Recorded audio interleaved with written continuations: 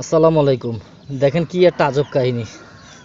এগুলো হচ্ছে আমার দেশি মুরগির ডিম, কত বড় বড়, কিন্তু এই 4টা ডিম পাড়ার পর আমার এই মুরগিতে কত ছোট একটা ডিম পারছে। তবে ইউটিউবে সার্চ দিলাম, সার্চ দিয়ে দেখলাম এটা নাকি ক্যালসিয়ামের কারণে হয়। ক্যালসিয়াম কম থাকলে নাকি, ক্যালসিয়াম ভিটামিন কম থাকলে নাকি এরকম ডিম পারে।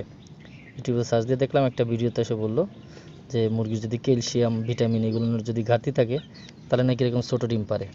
ডিমটার অবস্থা দেখেন, একদম মানে অরিজিনাল যেরকম ডিম, কোয়েল পাখির ডিমের মতো আর কি। অরিজিনাল যেরকম ডিম আছে ঠিক সেরকমভাবে খোসা টোসা সব কিছু শক্ত, সব দিক থেকে ঠিক আছে।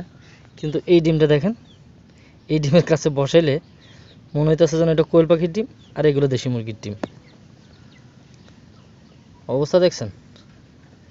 আমি তো পুরো ঘাবড়াই গেছিলাম যখন আসছি। তখন এসে দেখলাম যে 4টা ডিম পারছে, 4টা ডিম পারার পরে এই ডিমটা পড়লো। মানে আমার মুরগির ক্যালসিয়ামের খুব ঘাটতি পড়ছে, ক্যালসিয়ামের অভাব হয়ে গেছে।